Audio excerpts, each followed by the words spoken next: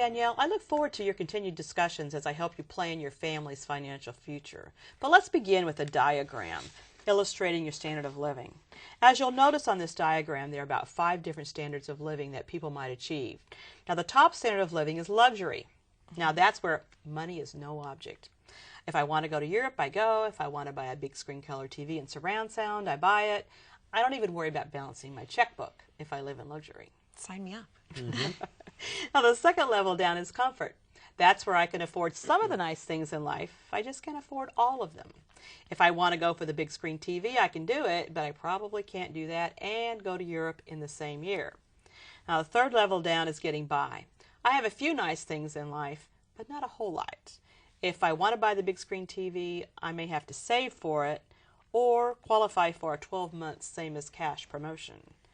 Bare necessity is the fourth level down, where there is nothing extra at all, sometimes actually having too much month left at the end of the paycheck. And the last level down is charity, where you're dependent upon somebody else for your income. Now, I have a son in college. He thinks he lives in luxury. I know he lives in charity. Now, where on this incline, Matt and Danielle, given this example, would you put your family's standard of living?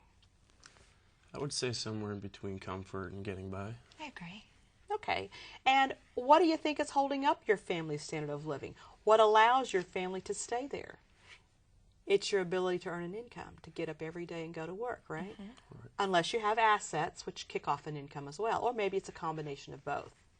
Now, there are a number of factors putting downward pressure on your standard of living. The first pressure is taxes.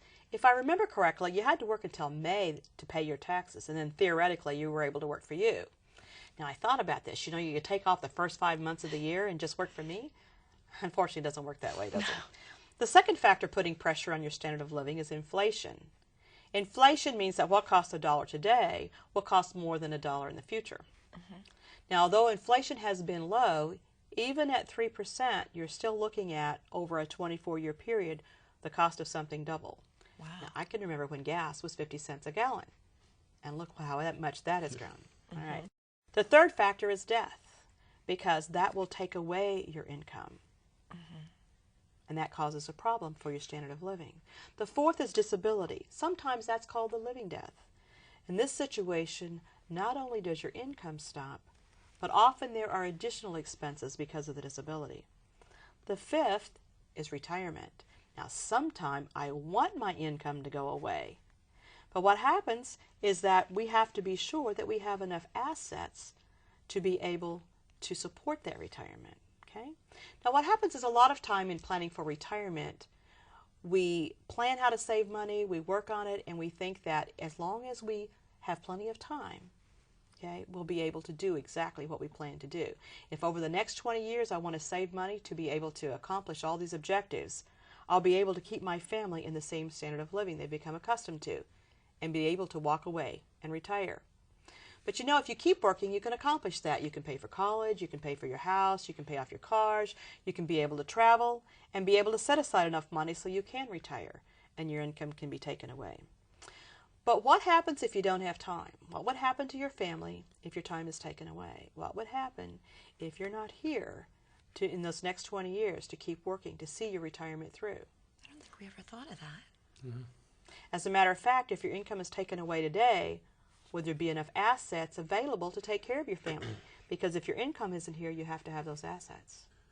I don't know. How do we figure out if we have enough assets? Well, let's just say you had a chunk of money and you aren't going to do anything fancy. You're just going to live off the interest.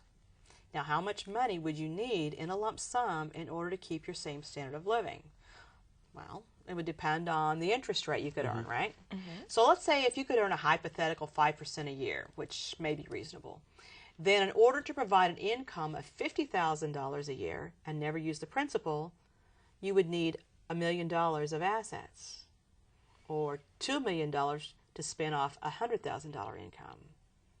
Let me ask you, do you have $1 million stashed away someplace? Not that I know of. Okay. But you see, because if your time is taken away from you, your family's standard of living will suffer if you don't have that. So maybe we should come up with a backup plan that says if you don't have the time, there's a way to have the necessary assets so that your family's standard of living doesn't have to suffer. New York Life can put a wedge in place that will help maintain your family's standard of living if the unexpected happens. And life insurance is about having assets when you die, having cash, and life insurance is buying time in order to help you accomplish your other goals. Does that make sense? Yeah. Absolutely. Now, this is a great foundation to build on as I help you put your financial wedge in place.